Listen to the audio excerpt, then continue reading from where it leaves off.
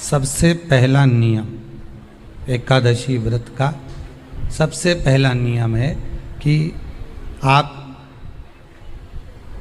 जिस दिन व्रत करो उसके एक दिन पहले भक्ति का संचार इस हृदय में कर लो। भक्ति का संचार इस हृदय में कर लीजिए। जिस दिन आप व्रत करो, जैसे एकादशी का व्रत कर रहे हो तो दशमी के दिन शाम का समय जब आवे, रात्रि जब होने लगे, शाम का समय आवे और रात्रि का आप जब भोजन ग्रहण करो तो उस भोजन में कोई ऐसा पदार्थ ग्रहण मत करिए जिस पदार्थ के कारण आपकी एकादशी बिगड़ जाए।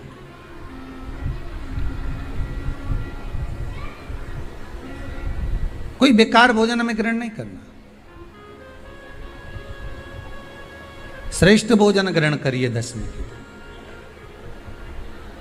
और एकादशी का दूसरा नियम बहुत ध्यान से सुनिएगा। जिस दिन आपकी एकादशी का व्रत हो उस दिन प्रयास करिएगा कि अपने हाथ से किसी भी वृक्ष की कोई पत्ती टूटे ना। अपने हाथ से किसी भी वृक्ष की, पौधे की, किसी भी वृक्ष की पत्ती अपने हाथ से ना टूटे। बहुत ध्यान दीजिएगा महाराज। एकादशी का ये दूसरा नियम है कि अपने हाथ से किसी पौधे की, किसी वृक्ष की, किसी डाली की कोई पत्ती टूटे ना, कोई पत्ती ना टूटे, इसका प्रयास करिए।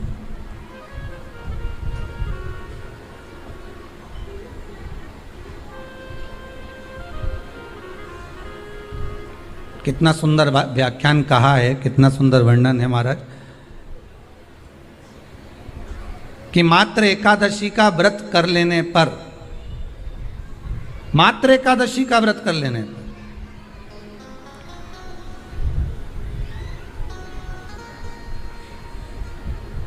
जो पूर्व में किया गया हमारा पाप कर्म है, हमने किसी जीव की हत्या करी है, हमने किसी को कष्ट प्रदान करा है, हमने किसी को अपशब्द कहा है, हमने किसी को ताने दिए, हमने किसी को आड़ा टेढ़ा कहा है, हमने किसी को गालियां दे दी है, मात्र एकादशी का व्रत ही कर लेने पर ये सारे जो दोष हैं वो समाप्त हो जाते हैं।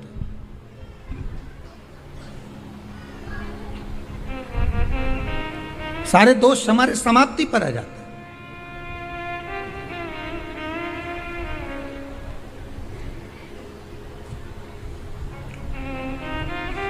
अब एक विचार करिएगा थोड़ा सा अपने मन में, अपने चित्त में, अपनी वृत्ति में एक बात उतारिएगा। एक अपने मन में एक बात को उतार कर रखिएगा कि आप अपने पाप को, अपने पाप कर्म को जिस दिन छिन्न करने वाले हो, समाप्त करने वाले हो, अपने पाप को आप जिस दिन समाप्ति पर लेकर जा रहे हो तो उसके एक दिन पहले आपको प्रसन्नता होना चाहिए कि नहीं होना चाहिए कि कल मेरा पाप कटने वाला है, कल मेरा पाप समाप्त होने वाला है। जो मैंने पाप कर्म करा है वो समाप्त होगा, जो मैंने पाप कर्म करा है वो कल समाप्त हो जाएगा। तो एक दिन पहले आपके चेहरे पर प्रसन्नता हो कि ना हो।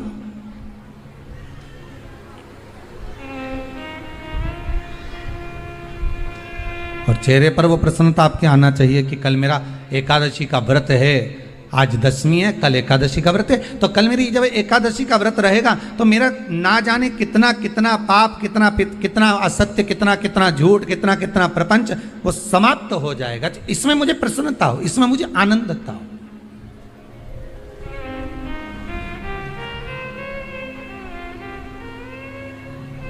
तो क्या कहा गया कि प्रयास करिएगा कि एकादशी के दिन कोई वृक्ष की, कोई डाली की, कोई कोपल की कोई पत्ती ना तोड़ी जाए।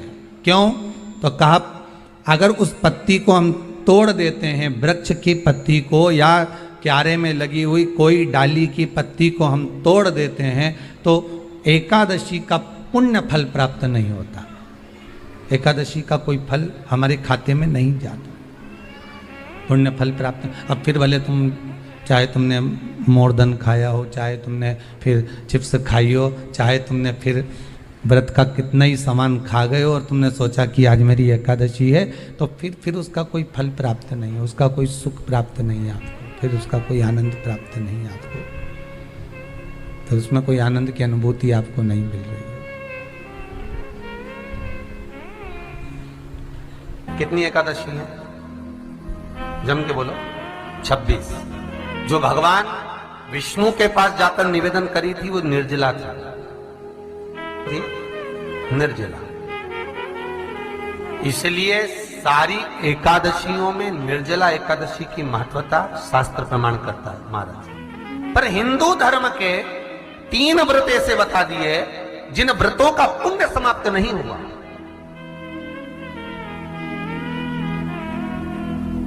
हिंदू धर्म के 3 व्रत ऐसे हो गए जिनका पुण्य समाप्त नहीं हुआ महाराज, जिनका पुण्य प्रबलता में बढ़ता गया। पहले नंबर पर एकादशी, दूसरे नंबर पर प्रदोष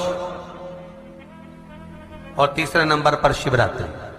एकादशी आकर खड़ी हुई। अब निर्जला के दिन शिव महापुराण की कथा कहती है, स्कंद पुराण कहती है कि आप वर्ष भर की एकादशी का क्रम भले ना करें, पर निर्जला एकादशी के दिन जो तुलसी हम ठाकुर जी को समर्पित करते हैं, वो तुलसी, ध्यान देना, वो तुलसी अगर मान लो आपके पास में रखी है, निर्जला एकादशी के दिन भगवान ठाकुर जी को, शालिग्राम जी को, लड्डू गोपाल जी को आपके घर में, आपके मंदिर में जो आपने भगवान को तुलसी समर्पित करी है, वो तुलसी मान लो तुम्हारे पास रखी है और कोई व्यक्ति को बहुत ज्यादा कष्ट है शरीर में, बहुत कष्ट है, थोड़ी सी वो तुलसी चढ़ी हुई ठाकुर के चरणारविंद की, आप उस जीव को दो तो सही, आधा घंटा इंतजार करो, स्वास्थ्य में अंतर आना प्रारंभ हो जाता है उस निर्जला का। क्योंकि निर्जला ऐसी एकादशी है जिसने जगत में जाकर, देवताओं के पास जाकर निवेदन करा है जग कल्याण। जितनी भी माताएं एकादशी का व्रत करती, बहुत ध्यान से सुनना आज की कथा को, शायद जिंदगी में मिली ना मिली, पर ये कथा का रिश्ता तो बहुत ध्यान से सुनना। स्कंद पुराण यहां तक कहती है कि इस कथा के चरित्र को जो श्रवण कर लेता है उसको 26 एकादशी करना भी नहीं पड़ती। इस एकादशी की केवल ये कथा सुनकर ही वो तर जाता है। बहुत ध्यान से सुनना इसको, कथा को। एकादशी के दिन जब आप जल शंकर को चढ़ाने तो रोज ही जाते हैं, जब एकादशी का दिन रहे और शंकर जी के मंदिर में आप जल समर्पित करें तो 3 बार मुख से स्वधा स्वधा स्वधा या स्वधा स्तोत्र का पाठ, जिसमें 12 श्लोक, 2-4 हैं। पैसा तो आ रहा है पर घर में टिक नहीं रहा, डॉक्टर में, पुलिस में, एक्सीडेंट आदि में, कहीं गलत जगह पर व्यसन में अगर पैसा जा रहा है, जुए में, मांसाहार, मदिरा पान, या कहीं आया पैसा आने में कमी नहीं, आ रहा है पर टिक नहीं रहा, रुक नहीं रहा, कोई मांगने आ गया, दे दिया, फिर वहां से अपने पास नहीं आ रहा, अपन कह रहे हैं भैया हमारा पैसा लौटा दो, नहीं आ रहा। तो महाराज शिव महापुराण की कथा कहती है एकादशी के दिन गंगा के जल में मात्र 7 बेलपत्री डालकर जो नंदीश्वर भगवान, अर्थात जो शंकर जी के शिवलिंग के सामने नंदी होता है, उस नंदी के चरण पर गंगा का जल चढ़ाकर बेलपत्री शिव पर समर्पित कर देता है, उसके घर में रुपया रुकना चालू हो जाता है, फिर वो गलत जगह पर नहीं जाता, गलत स्थान पर वो धन जाएगा ही नहीं। तूने समझा, मांग तुझे क्या चाहिए।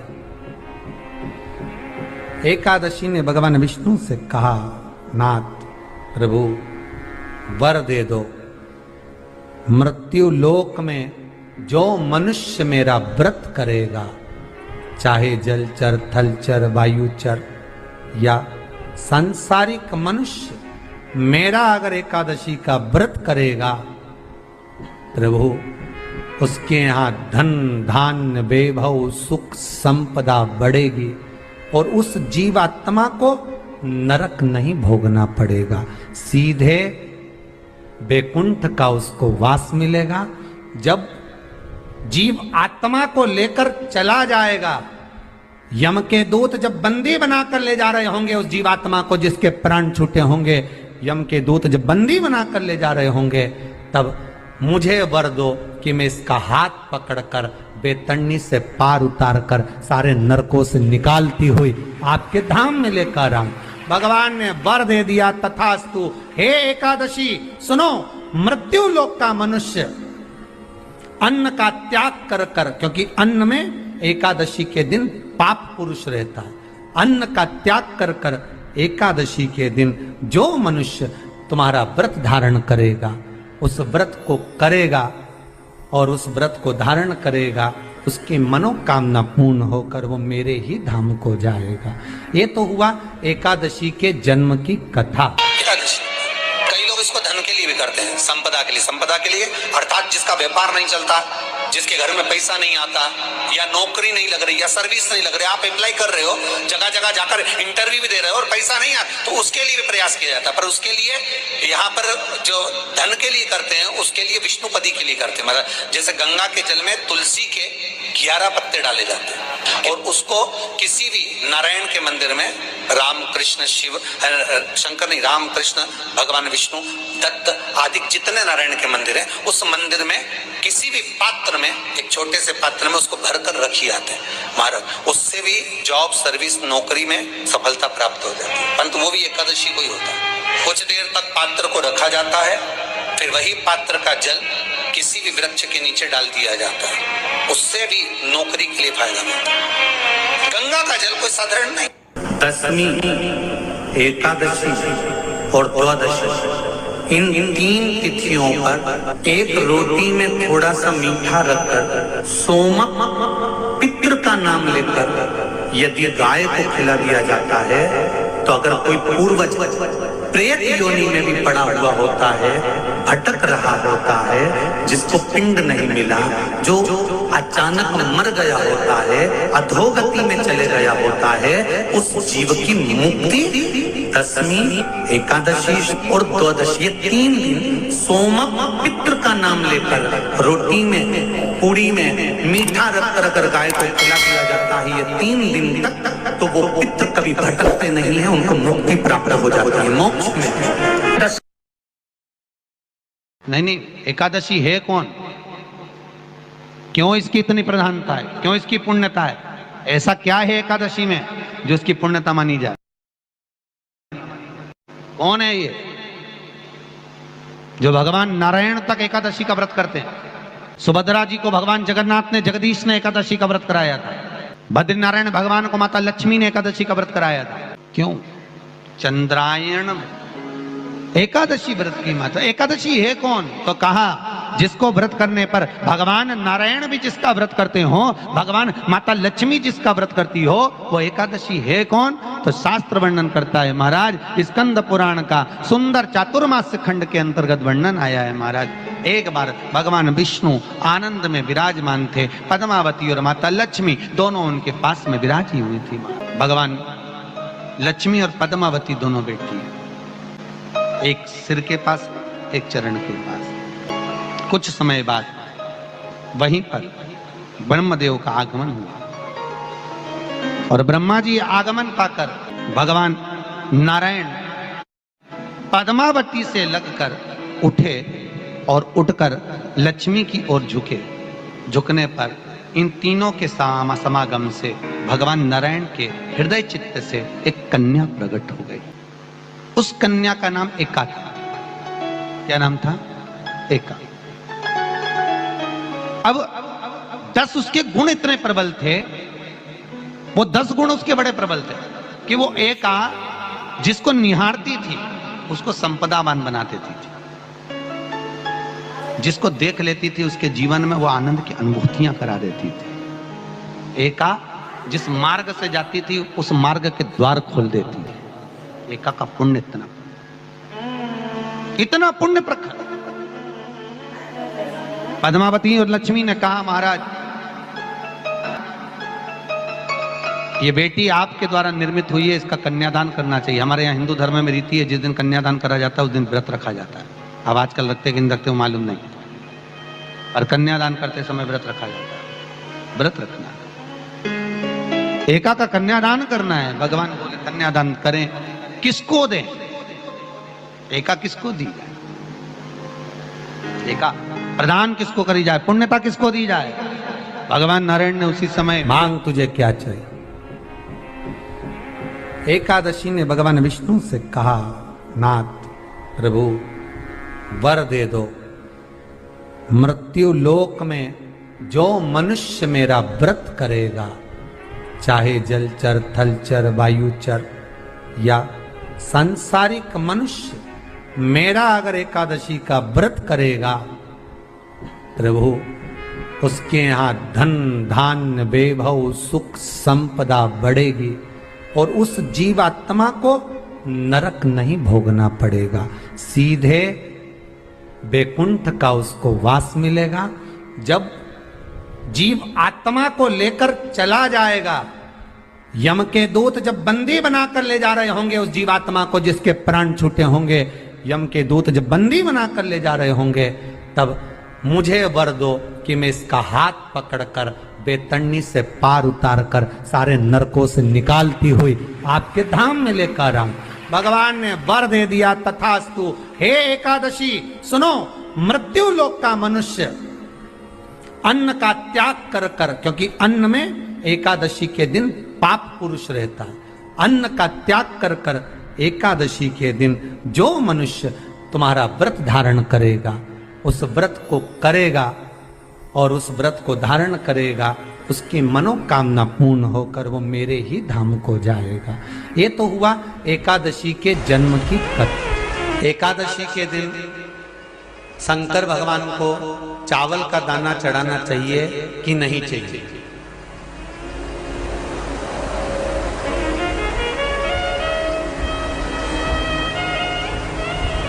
अब बोलो तेरा क्या होगा रे कालिया? है? चलो ठीक है। बीमार व्यक्ति से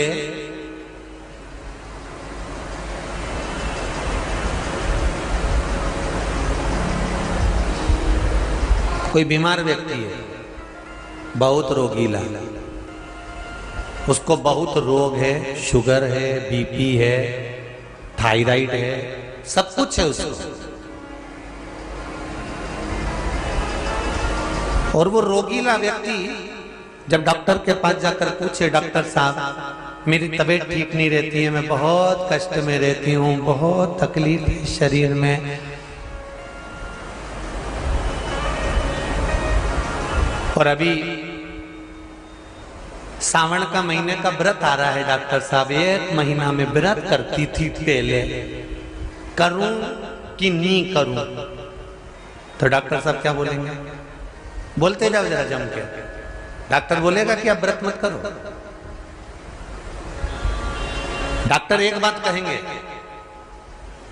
शरीर स्वस्थ रखना है, व्रत बाद में हो जाएगा, अगले वर्ष कर लेना, पर अभी शरीर को सही रखने के लिए दोनों समय अच्छे पेट भरकर सात्विक भोजन करो और अपने शरीर को ठीक करो।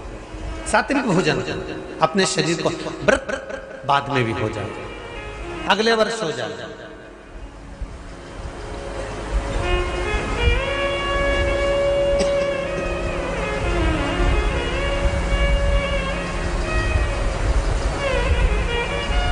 अभी तुम थोड़ा सवेरे 2 बिस्कुट ले लिया करो, सुबह नाश्ता ले लिया करो, भोजन ले लिया करो, फिर दोपहर में कुछ हल्का फुल्का लेकर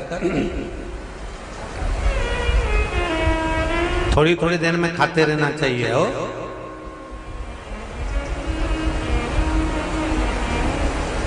थोड़ा थोड़ा खाओ, थोड़ी थोड़ी देर में खाओ, एक साथ सुरसा जैसे मत निपटा जाए, थोड़ा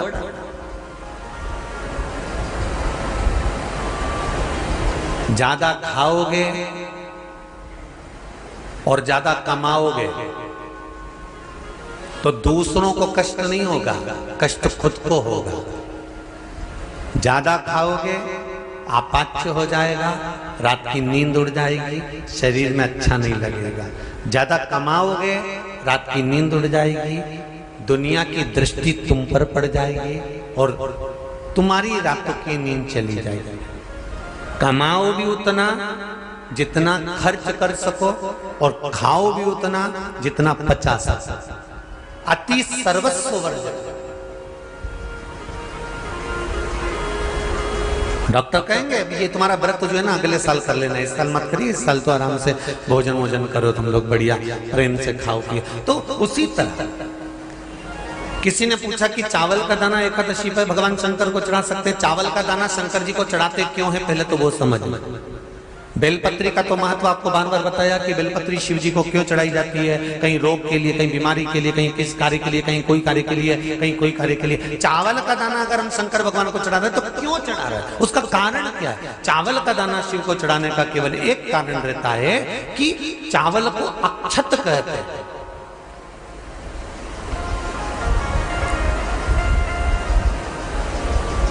अक्षत का मतलब होता है अक्षय।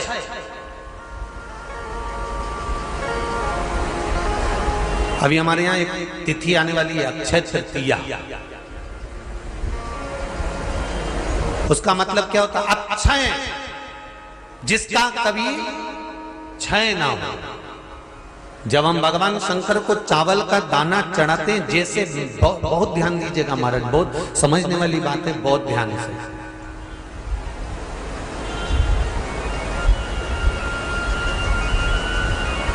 चावल का दाना हमारे मस्तक पर तिलक करने के बाद पंडित जी क्यों लगाते हैं कि भगवान जैसा समय आज चल रहा है, आप पूजन कर रहे हो, पाठ कर रहे हो, दान कर रहे हो, पुण्य कर रहे हो, सत्कर्म कर रहे हो, भजन कर रहे हो, मेरा देव अधिदेव महादेव, मेरा नारायण, मेरा सत्यनारायण भगवान, मेरा राम जी, मेरा विष्णु जी, मेरा भागवत मैया, मेरी रामायण मैया। ब्राह्मण मस्तक पर तिलक लगाने के बाद चावल इसलिए लगाता है कि जैसा समय आज चल रहा है, भगवान तुमको ऐसा ही समय बनाकर रखे और तुम ऐसे ही चार चांद लगाते रहो, दान पुण्य संकीर्तन करते रहो। इसलिए मस्तक पर चावल का दाना लगाया जाए।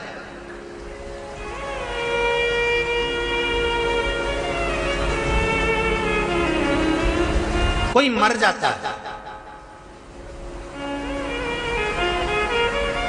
मरने के बाद जब तक पगड़ी नहीं होती तब तक माथे पर तिलक,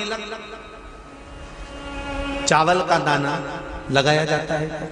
जम के बोलो जरा, नहीं लगाते। किसी पंडित जी से पूछो, ब्राह्मण देवता से पूछो, ब्राह्मण देवता ये कोई मर गया और हमारा तो नियम है कि हम सिर पे तिलक लगाते हैं, चावल लगाते हैं, या पंडित जी से हम तिलक लगवाते हैं, मंदिर जाते हैं तो मंदिर में जाके तिलक लगवा के हम चावल का दाना लगवाते हैं, क्यों नहीं लगाते? उसका कारण क्या है? जब किसी के मरने के बाद 10 दिन तक, 12 दिन तक मस्तक पर तिलक क्यों नहीं लगाया जाता? 10-12 दिन तक माथे पर तिलक या चावल क्यों नहीं लगाया जाता? उसका कारण है कि ये जो समय आया है, तुम्हारे यहाँ जो गमी हुई है, तुम्हारे यहाँ कोई मर गया है, तुम्हारे यहाँ किसी के प्राण छूट गए हैं, तो ब्राह्मण इसलिए तिलक नहीं लगाता आपको, इसलिए चावल का दाना नहीं लगाता कि ऐसा दिन भगवान अब ना लाए। इसको अमर ना करे, इसको अक्षय ना करे, इसको प्रबल ना करे।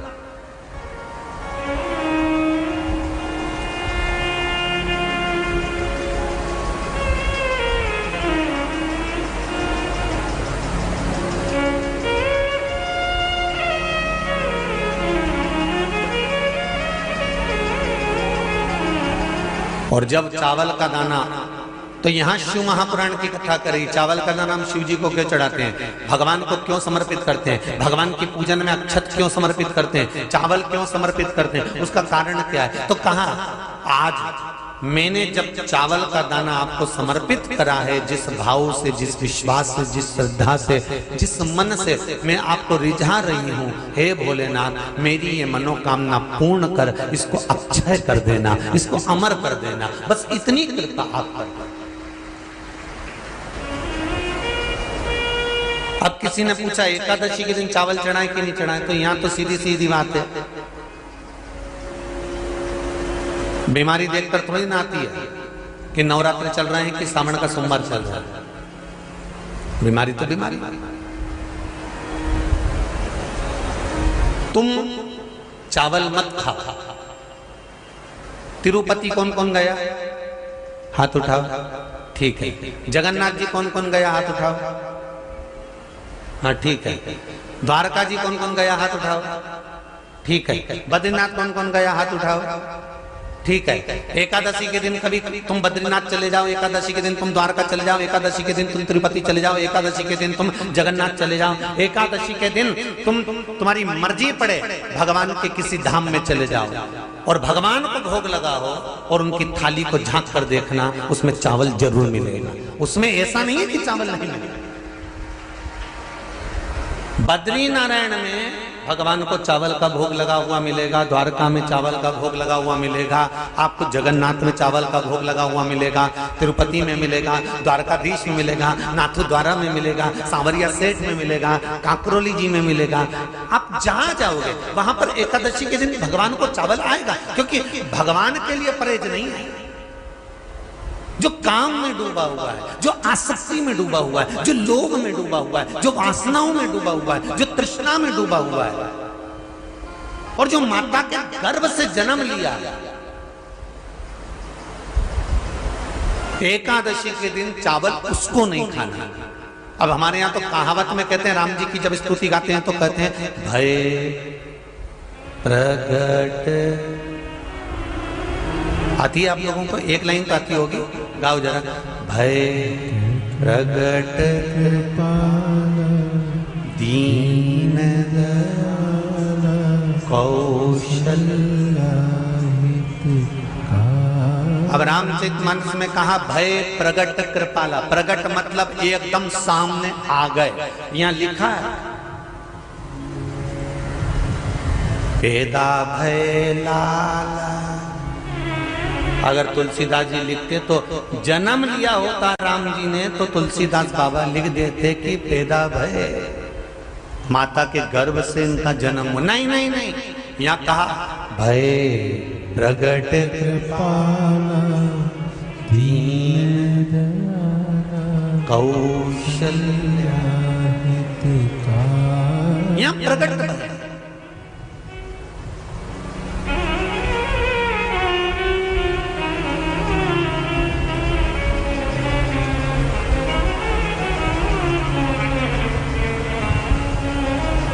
यूट्यूब पर स्कंद पुराण, अंधेरी मुंबई की माहेश्वरी समाज वाली। एकादशी के माता पिता कौन है? सबसे पहले एकादशी का व्रत किसने रखा था?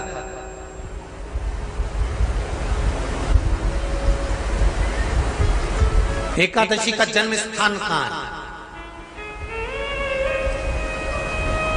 दुनिया के लोग बहुत प्रश्न करते हैं, राम जी अयोध्या में हुए थे, भगवान कृष्ण मथुरा में हुए थे, तो एकादशी कहाँ हुई थी? तो उसको बताना तो पड़ेगा कहाँ हुई थी।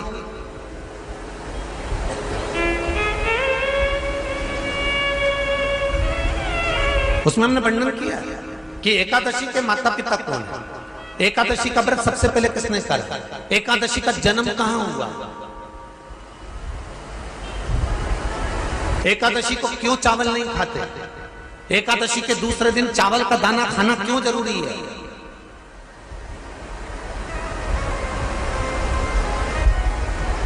कौन सा तीर्थ है जहां एकादशी को उल्टा लटका दिया। एक एक चीज का वर्णन स्कंद पुराण सब चीजों का वर्णन कर देते हैं। प्रत्येक तो यहां जो वर्णन आया कि आप मनुष्य जो माता पिता के गर्भ से, माता के गर्भ से जन्म लिया हो, संसार में जिसका जन्म हुआ हो और मृत्यु लोक में गर्भ की कैद में रहने के बाद जन्मा हो, उसको एकादशी के दिन चावल नहीं खाना चाहिए। मारा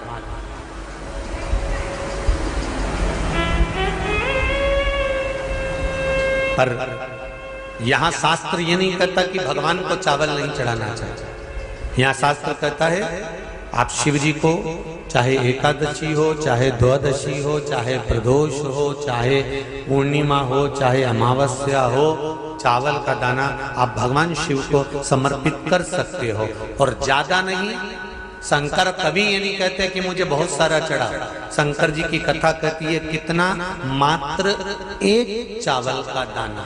हम तो उनसे भी कहेंगे जो लोग कहते हैं ना कि हम आज हमारा सावन का महीना है तो आज हमें भगवान को 1.25 लाख बेलपत्र चढ़ाएंगे, तो कोई कहता हम 1000 बेलपत्र चढ़ाएंगे, तो कोई के हम 5000 चढ़ाएंगे, कोई के हम 50,000 चढ़ाएंगे। मेरा निवेदन केवल इतना है, तुम तो एक चढ़ा।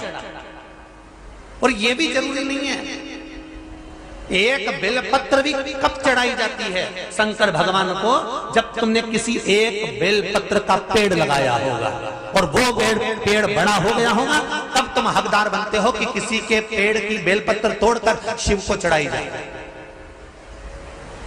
लगाया पेड़ में